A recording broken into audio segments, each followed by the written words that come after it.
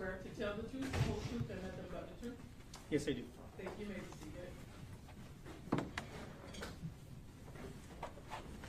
Please state your full name, spelling your first and last name for the record. James Kempvaney. Kempvanee. Thank you, Your Honor. Good morning, Mr. Kempvaney. Can you please introduce yourself to the jury and tell us where you work? My name is Jim Kempvaney. I run the digital forensics unit for the Broward Sheriff's Office. And if you could explain what your unit is and what it does. What is digital forensic? What is your unit responsible for? So we preserve, examine, and present evidence out of digital devices, whether it's a locked iPhone, a computer, car, whatever that item might be. And we go in and look to see what information is available and put that in a format that is able to be incorporated into an investigation. In the world of digital forensics, there's kind of two tracks. The original computers, that's what we started with in the 90s, and now with the proliferation of phones, we have kind of a secondary track for phone forensics. So I'm a member of HTCC, or the High Technology Crime Consortium, HTCIA, which is the High Technology Crime Investigative Association. I'm a member of the Miami Electronic Crimes Task Force through the Secret Service. There's a number of them. If you could tell us generally, what is Cellbrite? So if you could educate us on what exactly Cellbrite is and how it works. Cellbrite is, that's a company. Cellbrite has a bunch of different things they do, but they focus on mainly mobile forensics. They do have some other aspects of regular digital forensics as well. But they're based out of Israel. They help us to gain access into phones. One of the most important pieces of what Cellbrite has that helps me is to take the electronic data and to put it into a format that a layperson can understand, a human readable format. Okay, you've actually worked with law enforcement personnel from Israel. I believe they've come here before to work with you on terms of some projects and things like that? Not law enforcement, but the development team from The development team from Cellbrite? From Israel have flown it to help us, yes. Okay. Okay, so the right side of the screen, you were explaining what the Apple ID was? Yeah, so when people set up their phones, they can name their phone, if you will, and it has Michael Boatwright's name on there, along with the Apple ID that was used to connect it to Apple's services. Okay, and with respect to State Exhibit 55, which is Mr. Williams' iPhone, what are we looking at here? This is, again, a picture of the packaging as I received it from the BSO evidence unit. And some of the identifying information regarding the IMEI as well? Yes, in the middle is the identifying information, the IMEI, the unique identifier that was assigned by the DFU, the operating system, the type of extraction, again, in this case, a full file system, the custodian that I had it associated with, which is Dedrick Williams, and this was done pursuant to a search warrant from August of 22. And what are we looking at in this next slide regarding State's Exhibit 55? Similar to what you had seen previously, it's the regular home screen, if you will, and then the settings for the Apple ID. And who registered, or what was the name registered for the Apple ID? It's under the name Chucky, CHUCKY Williams, WILLIAMZ, and there's a Gmail account that's the associated Apple ID. What was the Gmail account? Chucky26zombie@gmail.com. And tell us what we're looking at from State's Exhibit 55. So this is from Williams' phone. What I looked at was location information from these devices. The phones maintain different types of location information. In the case of Mr. Williams' phone, I was able to use what's called cached locations. you'll see here about how frequently the phone updates the phone's location. That's done by the operating system. It's not an add-on. It's just how the phone operates. It gives me a date and a time when it was there. This precision, that number is what the phone generated in meters as far as it believes its accuracy is. Then we have a latitude, a longitude, and then I resolved it to a closest address, if you will, to make it easier to understand. I'm also going to ask you for both phones, what was the phone number associated with States 55, Mr. Williams' phone? Is that on a different slide, or do you need me to? I don't remember what the phone numbers were specifically. Okay. Is it in your PowerPoint? Here? I don't know that I ever put that in. Okay. And what is the location data for Mr. Boatwright's phone? So Mr. Boatwright's phone is a little bit different than Mr. Williams's phone because of the time between the incident and the time that the phone was seized. So the cached locations that you saw earlier, the very frequent updates, those eventually roll out of the phone, and the phone creates what are called visits. So it takes the locations that are similar and puts them into a group. For people that use an iPhone, you may go in and find your frequently visited locations. That's the product of these visits. It's also the way that your phone knows how long it's going to take you to get to work and what traffic is. It's using this historical location information. In this case, with the cached visits, or these groupings that the operating system does, it gives me a range of when it believes those groups started and ended.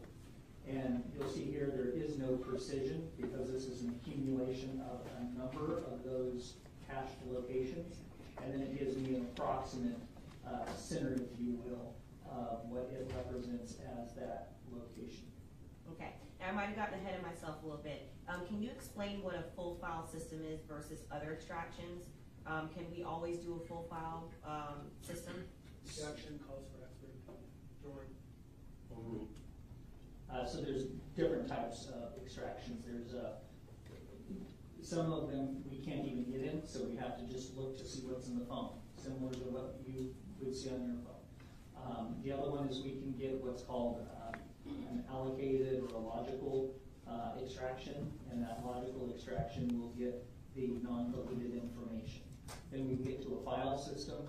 The file system gives us the underlying databases. So your phone functions on database information, and the phone just makes it look pretty so you understand what's going on. We want to get into those databases. For us, that's a very good extraction. The best extraction that we could possibly get out of the phone is what's called a physical extraction. But those are no longer the best, if you will, for a lot of the mobile devices because each file is encrypted. So when it is deleted, it's just gone. So we can't go and carve for the stuff like we used to in the early days. So the full file system is kind of the premium for iOS and a lot of the Androids that have what's called file-based encryption. Now, the info that we've seen in the prior slides regarding the Apple ID and like the pictures that were on the screensaver, are those downloaded from the actual exhibits that have been entered into evidence from the phones themselves?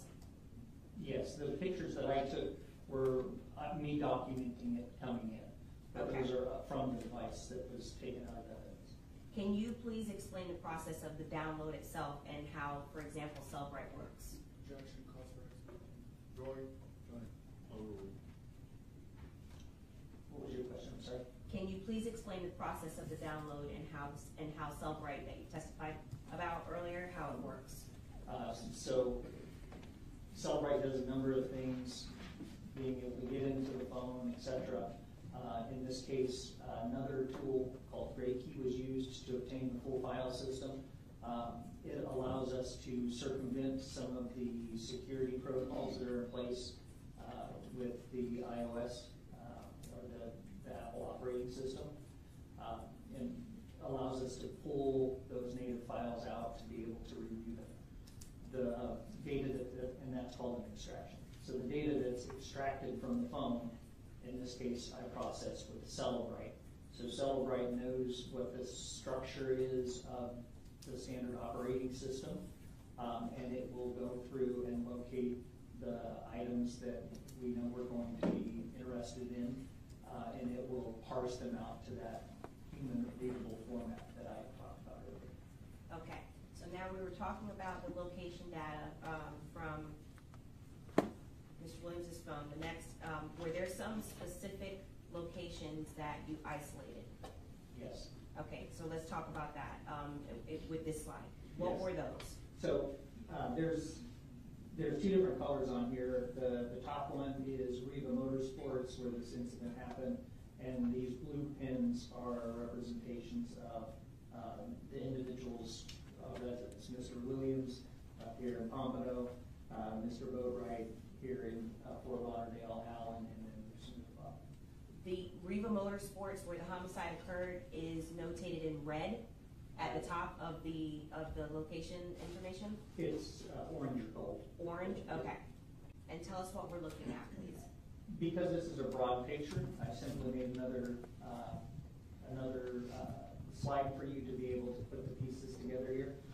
So this is giving us where Riva Motorsports is at the intersection of Sample and North Dixie Highway.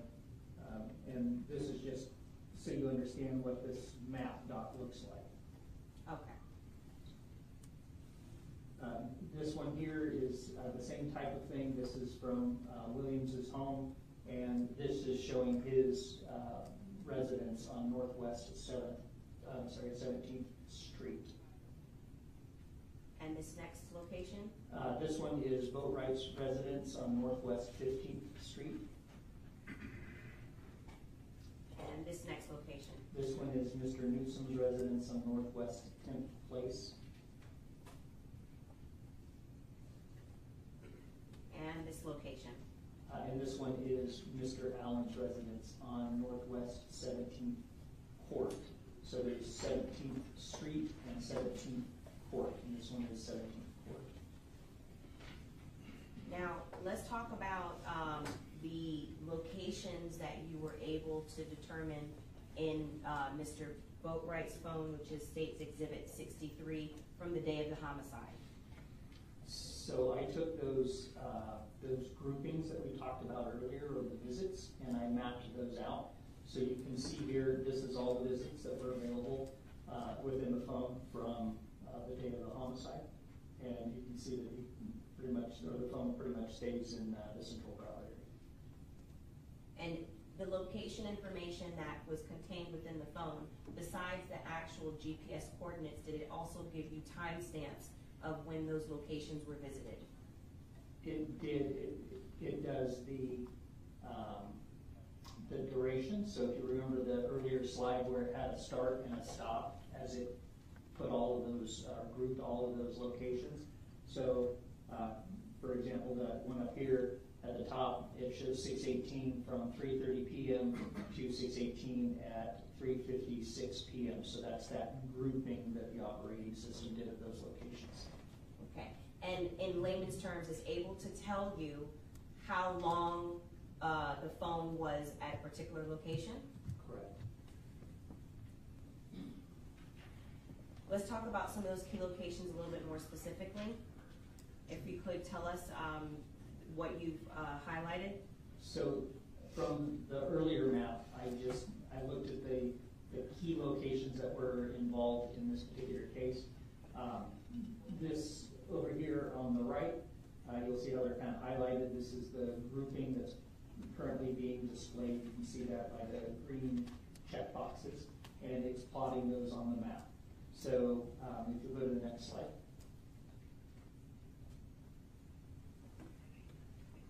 So if you take the locations, those important locations that we talked about at the beginning of this, and you overlay it, you can see how that relationship is. So here's Boatwright's phone, there's Riva Motorsports, here's Williams's residence, there's over there. So you understand how that works and why those key locations are important. because out of this one, 4 of the 5 key locations were things that were specifically related to this incident. Okay, and the difference then, for example, in the cached locations, if you could explain that for us. For example, in Mr. Williams' phone, which is states 55, and Mr. Boatwright's phone, which is states 63. So this is with Mr. Williams' phone. So this is all of those cache locations for the day of the incident. So you'll see here that this looks more like a GPS track that you might be familiar with. So there's a lot more of those cached locations because, as you saw on the first slide where I showed you the Excel spreadsheet on how often that phone updates those cached locations, this is simply plotting those cached locations on the map. And were there key locations that you isolated from Mr. Williams' phone, states exhibit 55? Yes, and in this case, and throughout the PowerPoint, Mr. Williams will always pop up as a purple. So in this case, his home on the 18th, he shows up at his residence, or his phone shows up at his residence at 3:16, and it's there until 3:24 p.m. Then it's up at Riva Motorsports at 3:32 and leaves at 3:56. And then it shows up down here at Mr. Allen's home at 4:25 through 4:48.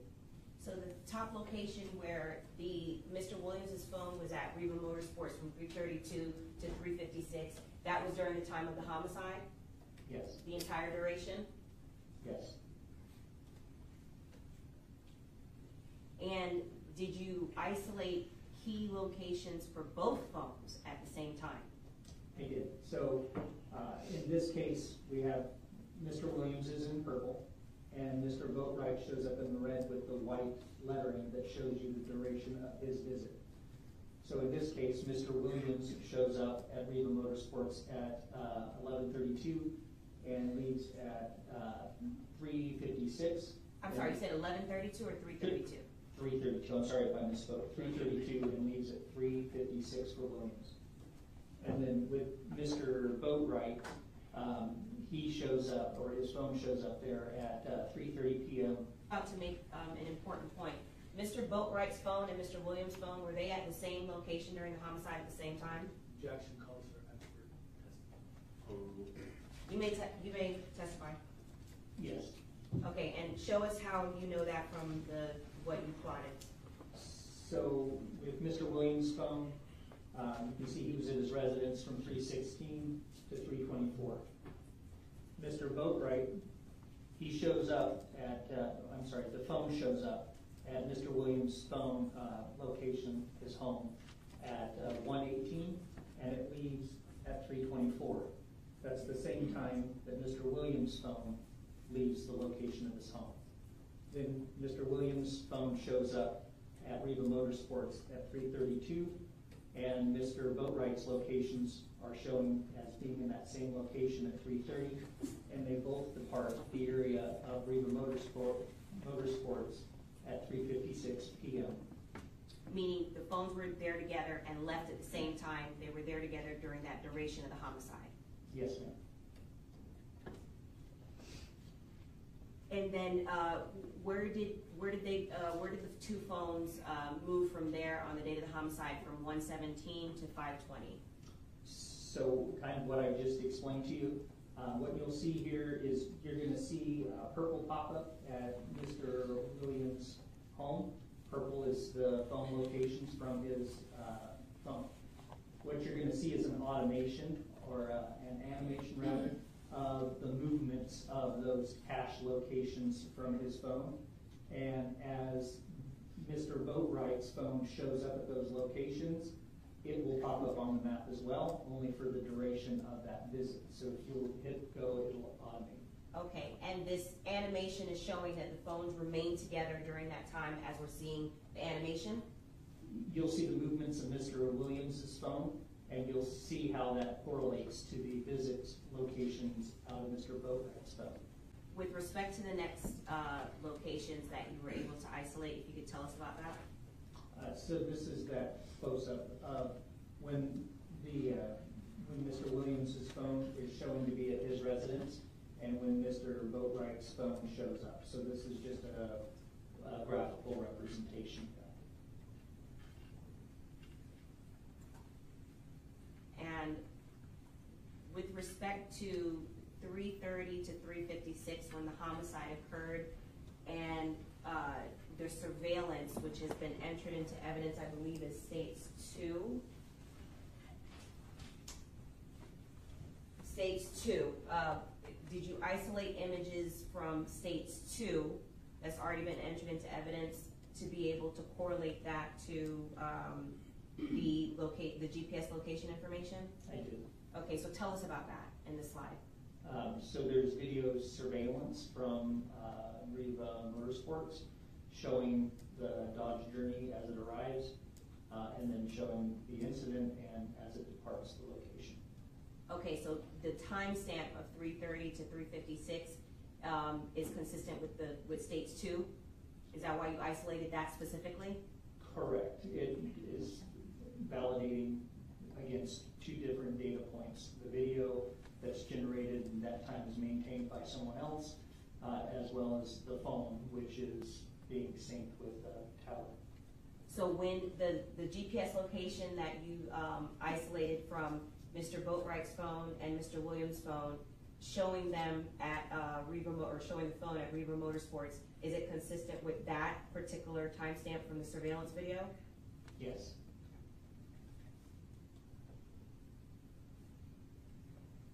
And with respect to this particular slide, tell us what we're looking at.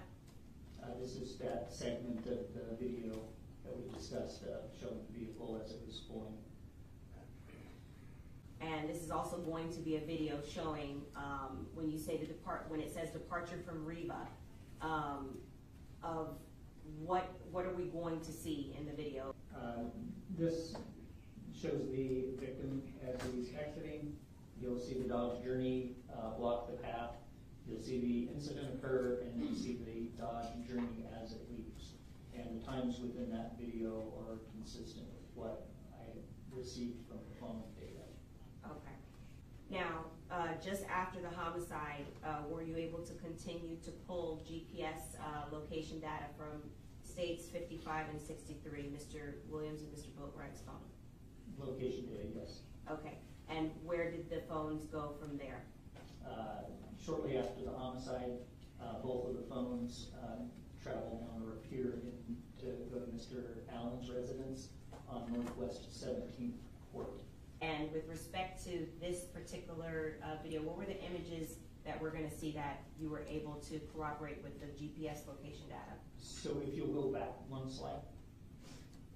The slide, what that was showing you is the time of the arrival, which the purple up there is Mr. Williams' phone showing 4:25.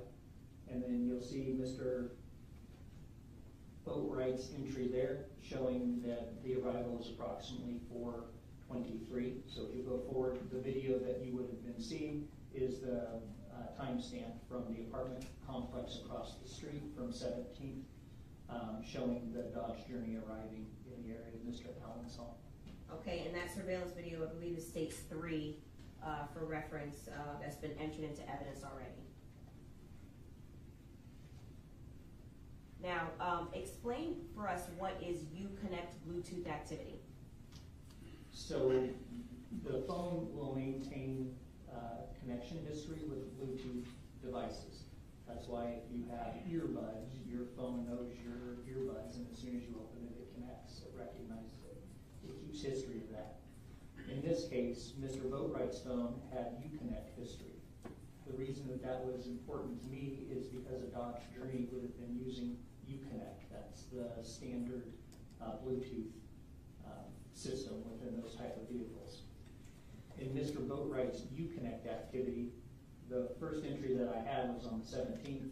The last entry I had for this particular Uconnect was on the 18th at approximately 5:01. Okay, so let's talk about the time of the homicide, the time and date of the homicide. The homicide occurred on June 18th between 3:30, I believe, and 3:56. Is there any Uconnect Bluetooth activity for Mr. Boatwright's phone during that time? Yeah, so your phone will automatically connect and disconnect if you have it configured that way. So when you leave your car and get in your car, that's why sometimes if you get in your car and you're on the phone, people can't hear you for a couple minutes because your phone's automatically connecting and putting on Bluetooth. In this case, there's an entry here, the third one from the bottom, and this entry was very important to me because it shows that the Bluetooth connected at 3:25 p.m. on the 18th. And if you'll recall from the prior slides, that's the same time that Mr. Boatwright and Mr. Williams' phones are leaving Mr. Williams' residence. And then that connection doesn't disconnect until 4:28:33 p.m., which is, if you'll remember from the prior slides, about the time that both Mr. Williams and Mr. Boatwright's phones show up at Mr. Allen's house on 17th. So in order for Mr. Boatwright's phone to remain connected to the Dodge Journey, the suspect vehicle in his car, the phone had to be in the car or near the car in order for the Bluetooth to connect? Objection, Counselor, expert opinion. And leading. Overruled. Is that correct?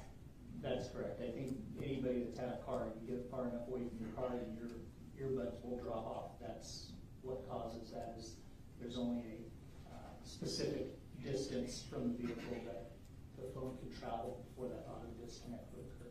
And during the entire time of the homicide, the phone was connected with Bluetooth? Yes, ma'am. There's some other information that you also pulled from Mr. Boatwright's phone, if you could tell us about that. This is a screenshot of a search that was done on Mr. Boatwright's phone at approximately 5:11 p.m. So right after the homicide occurred. And as you can see from the news story, it's News Channel 7's story about the victim being shot in Deerfield. This particular screenshot was of interest because it was sent via a text message to another party from Mr. Boatwright's phone.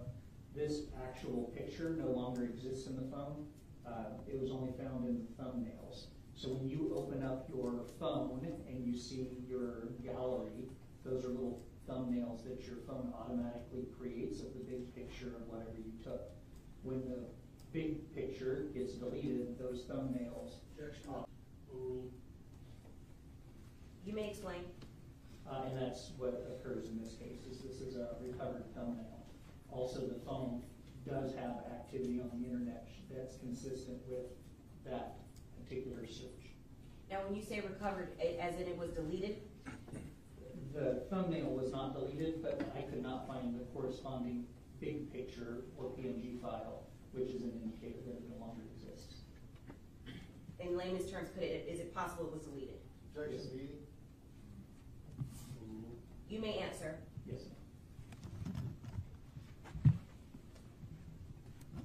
Let's talk about some other incidents that occurred just after the homicide in terms of the location data that you pulled from these two phones, specifically near Mr. Allen's home. Yes, ma'am. So in this picture, this represents Mr. Boatwright's location history, those visits. You can see that 423 is when that entry begins, which is consistent with what we saw after the homicide occurred. And it remains in that location or near that location until approximately 7 p.m. That was important to me because there were two other events that were caught on video that occurred during that time. What were those events? The vehicle being parked in the Lauderhill Point Apartments, and I believe it has another name now, but the apartment complex, and then there's the crash that occurs later. The video that you're talking about, the video clip is from State's Exhibit 3 of Driftwood Apartments, where there are two individuals walking from the Dodge Journey. And what were you able to pull from Mr. Boatwright's phone regarding that video? And I'm going back to the previous slide. So again, his phone was still in the location in that area of Mr. Allen's home. Again, these are the visits, so they're not the individual entries, but the operating system has brought all of those things that it believes are in the area together.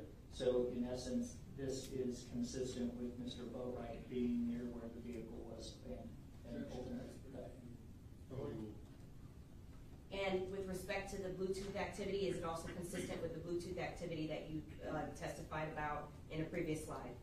Yes, because that's the time that they arrived at Alan's home is around the same time that Bluetooth connection is terminated. Okay. If you could tell us about this slide, what was the next event that also was of interest? The crash at the Dodge Journey at the intersection of Northwest 31st Avenue and Northwest 19th Street. Okay, so that crash was also captured on surveillance video, which was entered into evidence as States 3. And so what was significant about that location as it relates to Mr. Boatwright's location data on his phone? The timing. So it was within that window, 4:23 to 7:01. So what other information or data did you pull from Mr. Boatwright's phone that was of significance? I pulled a series of photos and videos from Mr. Boatwright's phone that appeared to me to be related to this incident. So if you could tell us what we're looking at with respect to States 55 and States 63, Mr. Boatwright and Mr. Williams' movements during the time of the homicide, the date of the homicide from 117 to 520. So this is an animation of the recovered location information that we discussed from both of the phones. Mr. Williams will be purple numbers showing the time, and Mr. Boatwright, when his location pops up, it's for the duration of that location hit or the visit. Animation of Mr. Boatwright's phone and Mr. Williams' phone making movement the day of the homicide from 117 to 520, correct? Correct. Based off of the location information I recovered. Based off the location information, and it represents that they remained together during the time that we're about to see? Yes. Okay.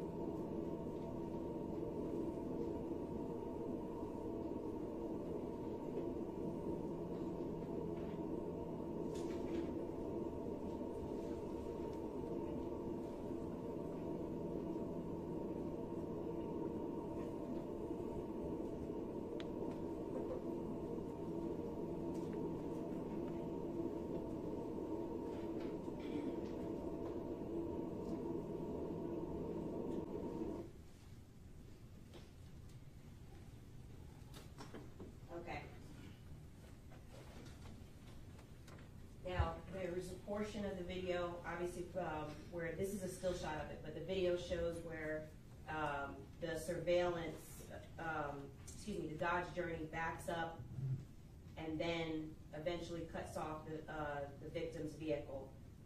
The two phones remain together the entire time at Riva Motorsports, based on the GPS location? In the same area, yes.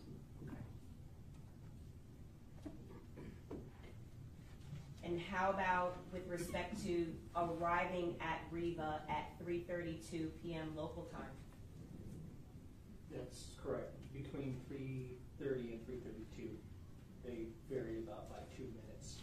Okay, so when we see this next clip, which is from State's Exhibit 2, I believe, it's consistent with the phone as far as the GPS location from the two phones? Yes.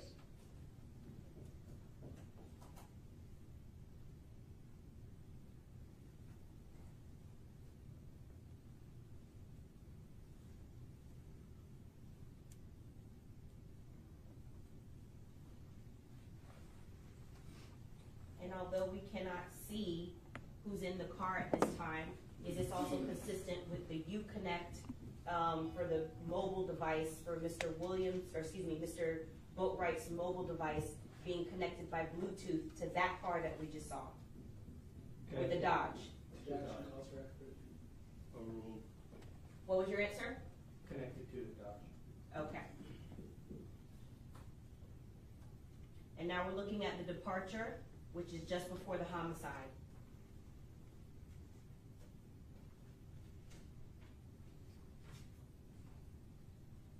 The phone is still connected to the Bluetooth during this time, Yes. while we see a shooter about to shoot the victim, and Mr. Williams' phone is still in that location as well. Yes. Objection, counsel testified that what I told you. Overruled.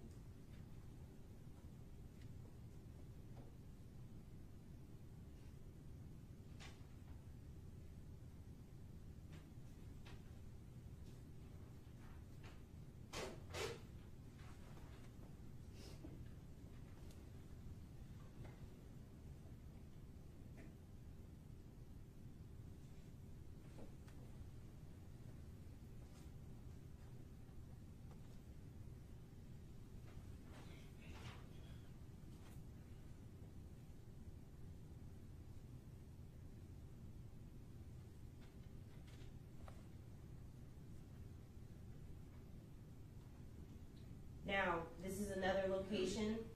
Tell us about this location and how that was significant to the GPS locations. The 4:25 time is consistent with the GPS from both phones where they arrived in the area of Mr. Allen's home. Okay, so in the animation, we saw that it was that the two phones remained together during the time of the homicide, and then next they went to Mr. Allen's home.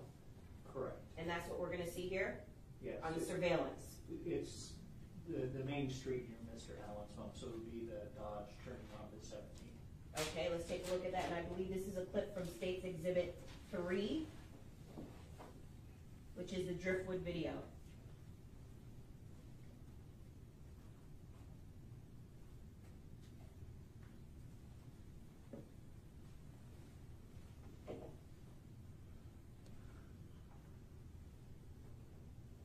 And so as we see the Dodge Journey turning onto the street of Mr. Allen's home, which is just down that street, the location that you indicated for the GPS locations, is that consistent with Mr. Boatwright's phone still being connected to this Dodge Journey that we see making a left?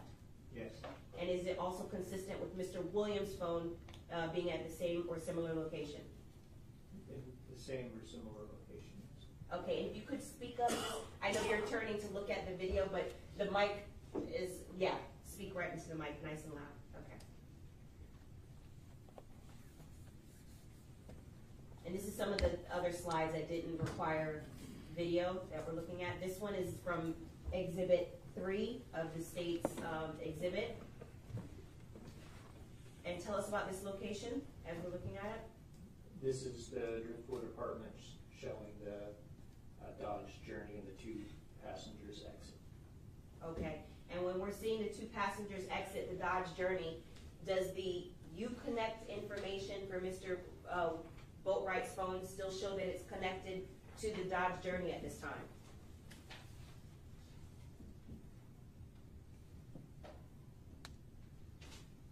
Yeah, hold on. Let's see.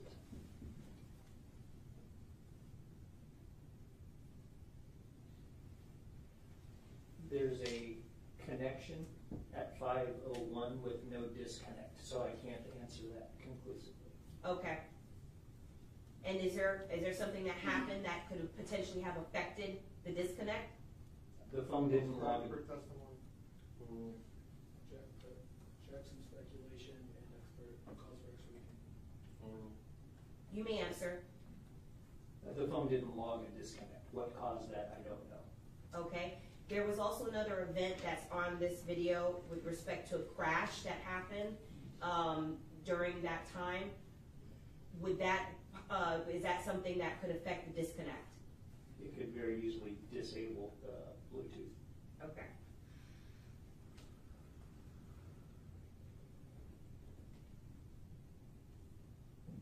We see an individual in a camouflage hat walking back to the Dodge Journey. Is that consistent with Mr. Boatwright's phone being at that location at that time? Still in the area of Mr. Allen's home, yes.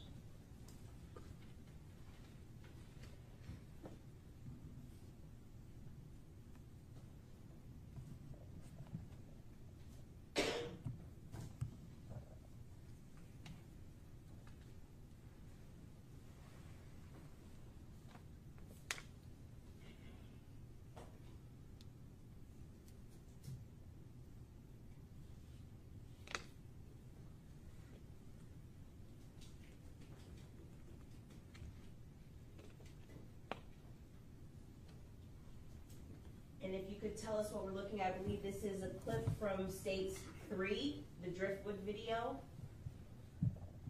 And how was that significant to any GPS data points that you were able to pull from Mr. Williams and Mr. Boatwright's phone? This incident occurred while Mr. Boatwright's phone was still in the area of Mr. Allen's home, which is very close to this location.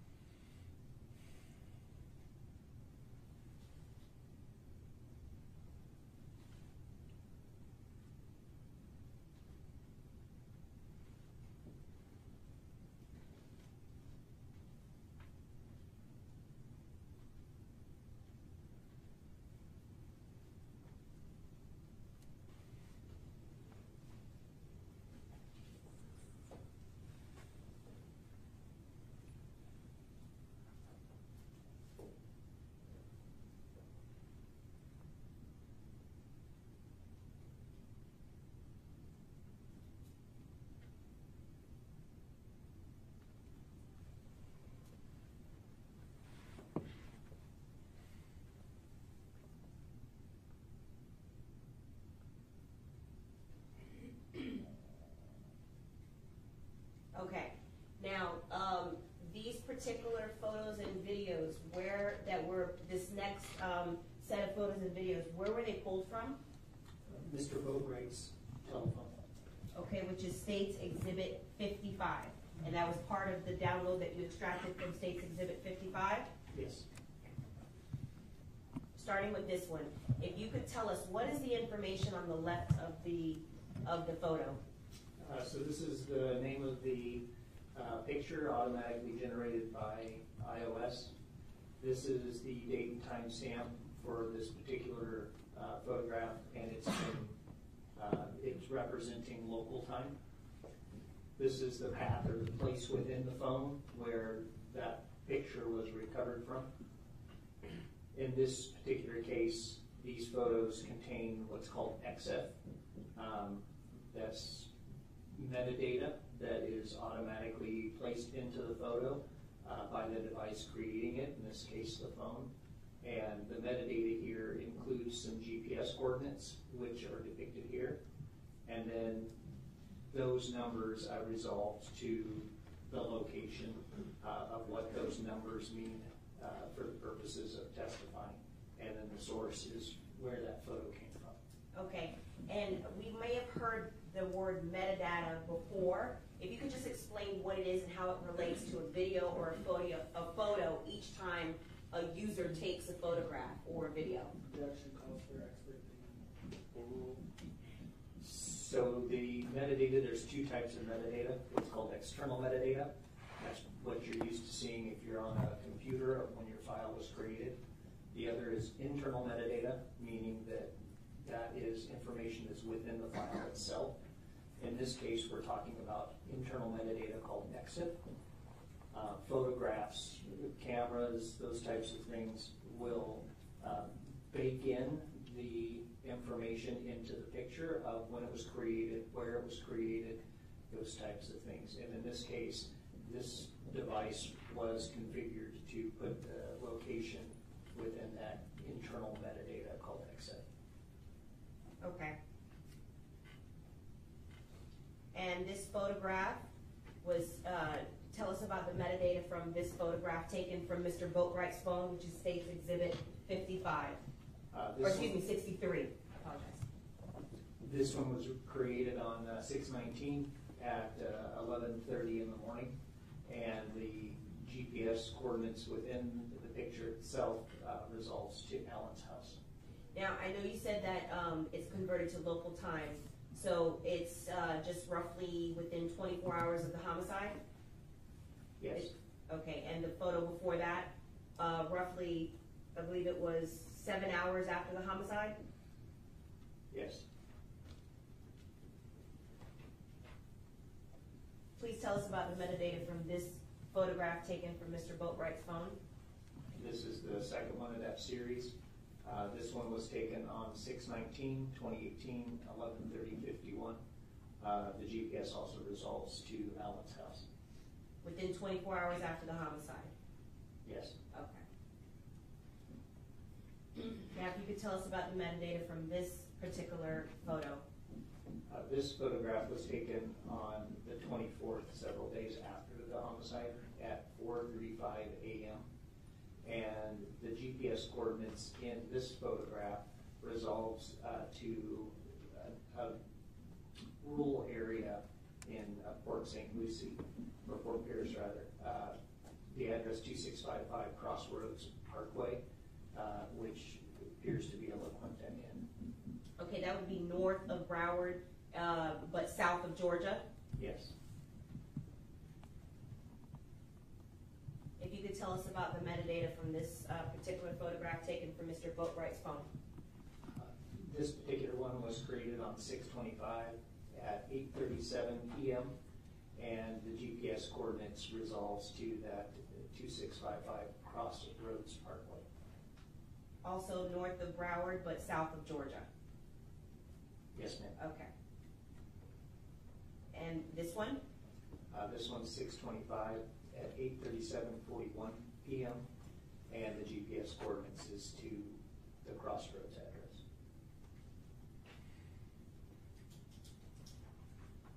Tell us about the next one, please. This one is 6/25/2018 at 8:37:44 p.m. and it also resolves to the Crossroads Parkway address. Okay, this next particular item is a video that was taken from Mr. Boatwright's phone of Exhibit 63. Before we play it, tell us about the metadata, please. So this was created the evening of the homicide, 6/18/2018 at 9:25:44, and this GPS coordinates that were in that photograph resolved to the area of Northwest 7th Avenue, north of East Atlantic Boulevard in Pompano Beach. That vehicle.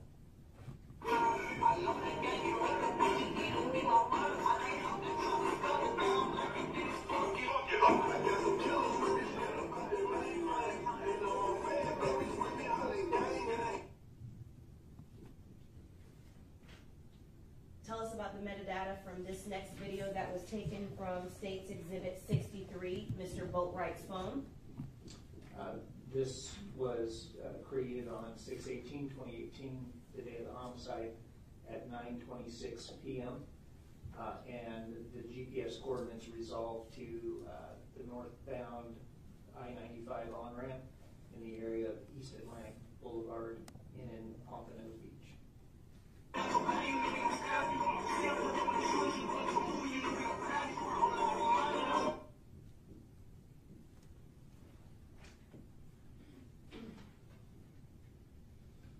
Tell us about the metadata, please, from this next video. This was taken on the 18th at 10:16 p.m. and the GPS coordinates resolves to Alan's home. This is also from the day of the homicide, roughly 6 to 7 hours after the homicide. Correct.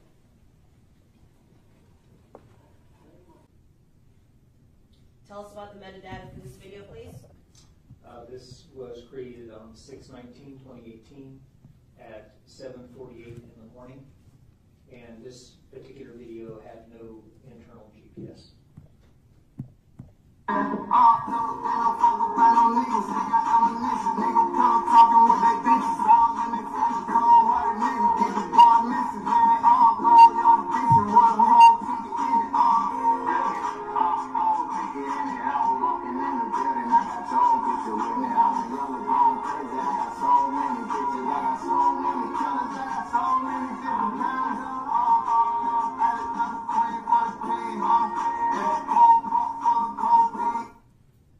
And this is still within 24 hours after the victim in this case was murdered.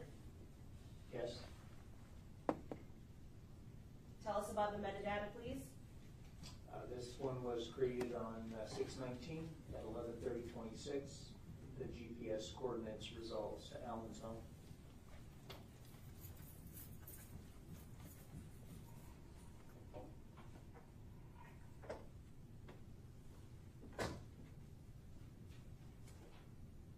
Tell us about the metadata for the next video, please.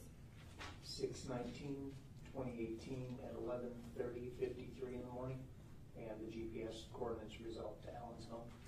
Still within 24 hours after the victim in this case was murdered. Yes, ma'am.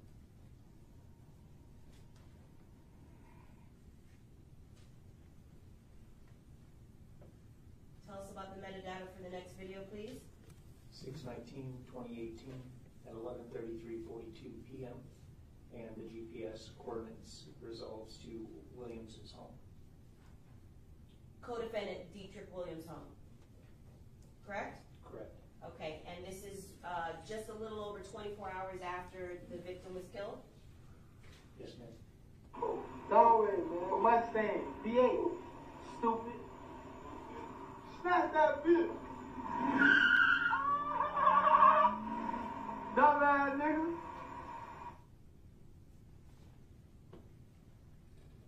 Tell us about the metadata for the next video, please. This one was created on 6/20/2018 at 1:09:13 a.m. and there is no internal metadata related to locations. Okay?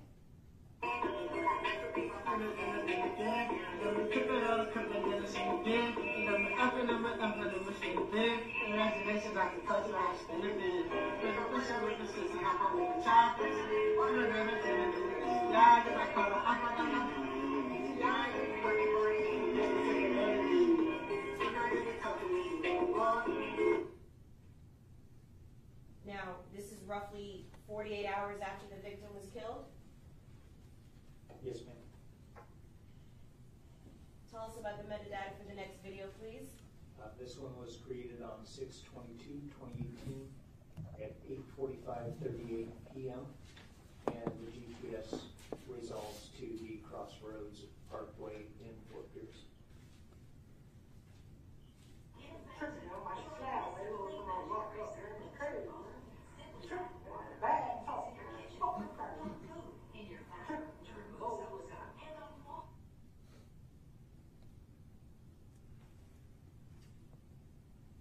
Okay? And this is roughly 4 days after the victim was killed. Yes, ma'am.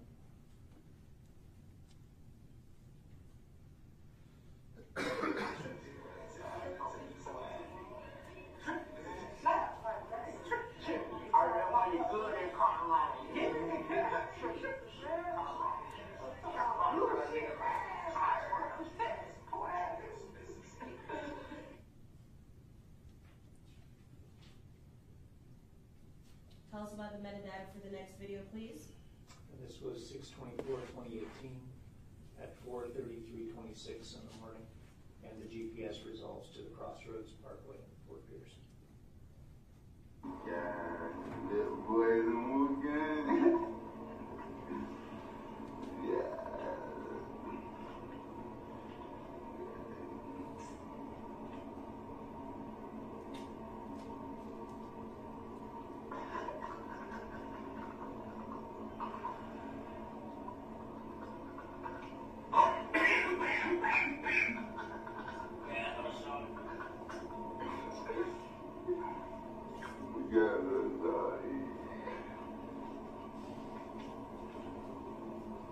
Stop with the kid.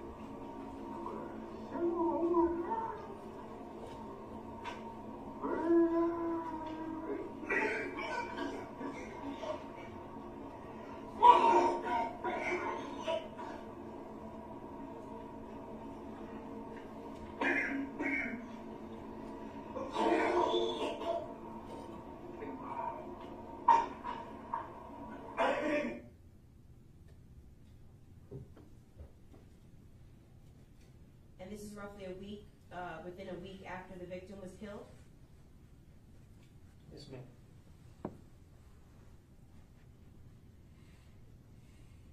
Tell us about the metadata for the next video, please.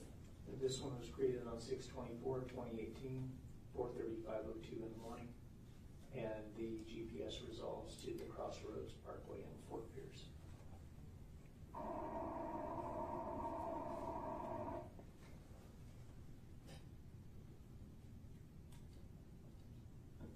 Tell us about the metadata for the next video, please. This one was created on 6/25/2018 at 9:39 in the morning, and the GPS resolves to the Crossroads Parkway in Fort Pierce.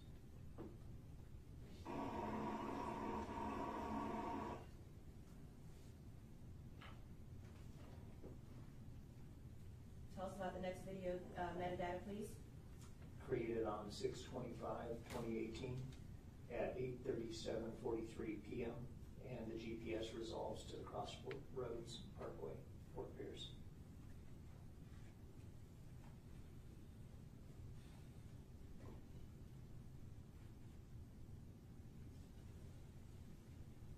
Tell us about the metadata for the next video, please. This is 6/25/2018, 8:37:45, and it resolves to the Crossroads Parkway, Fort Pierce.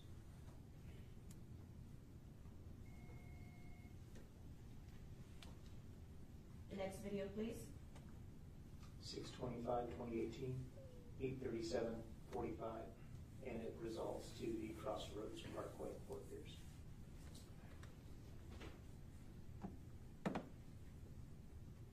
Tell us about the next video's metadata, please. This one was created 6/27/2018 at 9:20:02 p.m. and it resolves to Crossroads Parkway, Fort Pierce.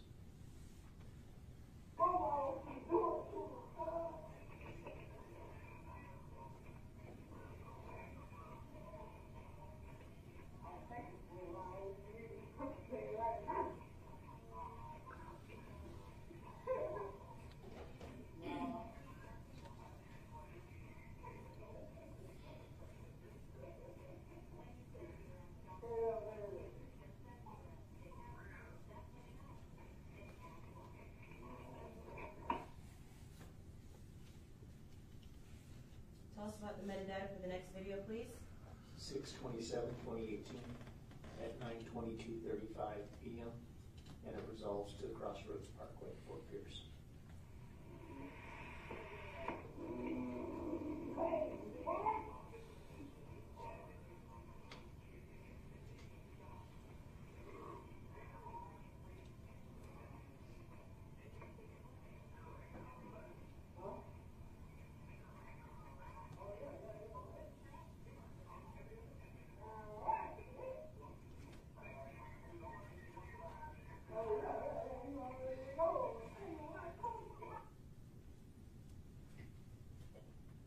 Tell us about the metadata for the next video, please. Created on 6/27/2018 at 9:25:04 p.m. and the metadata resolves to Crossroads Parkway.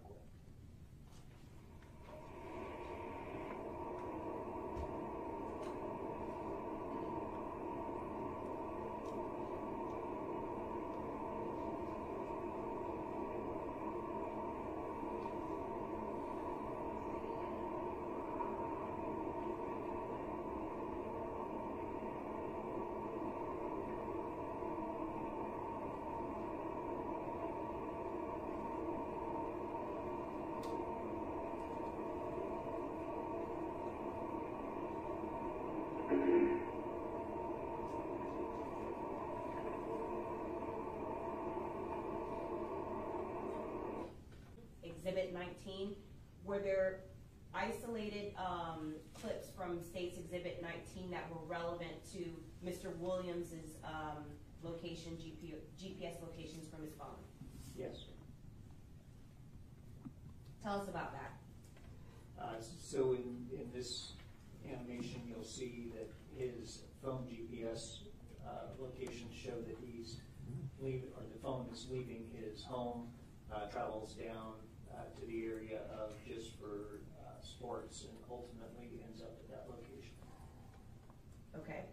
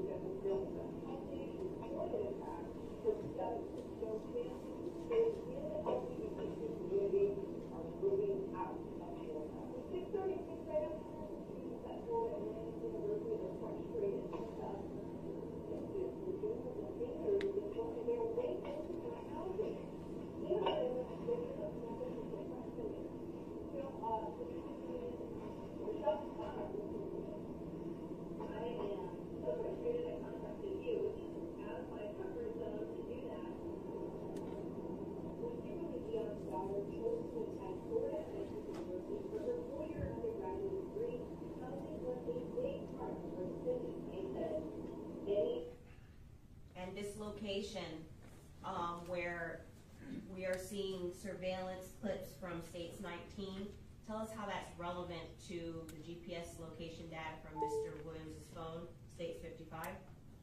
So the location information shows that he arrived at this location just prior to 10 a.m. The video here shows them entering the business at 10 o'clock. So I know that the phone was in that area and was able to validate the times both from the recovered locations as well from this video.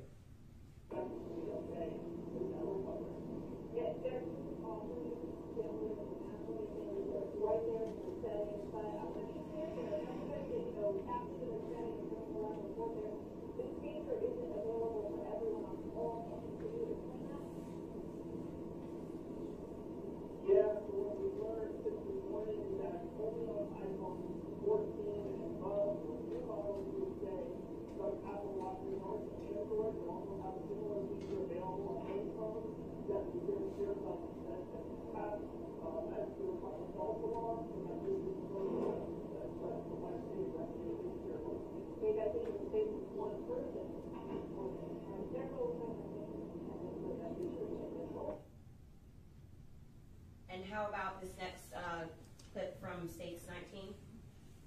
Again, this is that early 10 frame, and Mr. Williams has his phone in his hand. Okay, so we can still see roughly 24 hours, there appears to be a person that's been identified as Mr. Williams with a phone in his hand. Yes, ma'am, and this is shortly after he walked into the business, and is consistent with that location information that I was able to recover from his phone around this same time. Okay. So able to verify both location time and video time.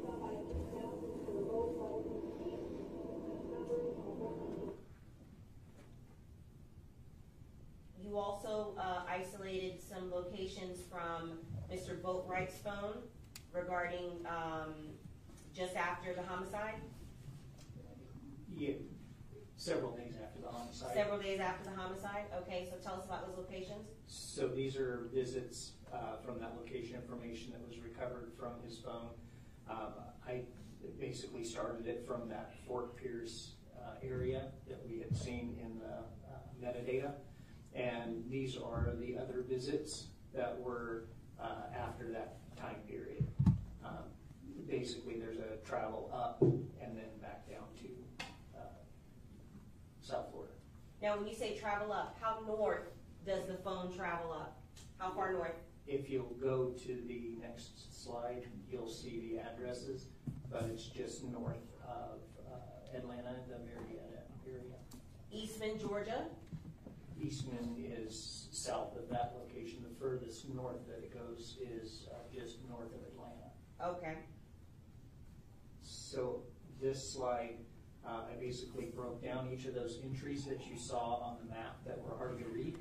I put it into chronological order for you. So the Port St. Lucie, Fort Pierce area, that's on the 20th through the 25th. Then there's a very brief hit in Burnswick, Georgia on 6/26. Then Eastman, Georgia, 6/26 through 6/27. Then up to Marietta on the 27th. Then back to Eastman, Georgia from the 27th through the 30th.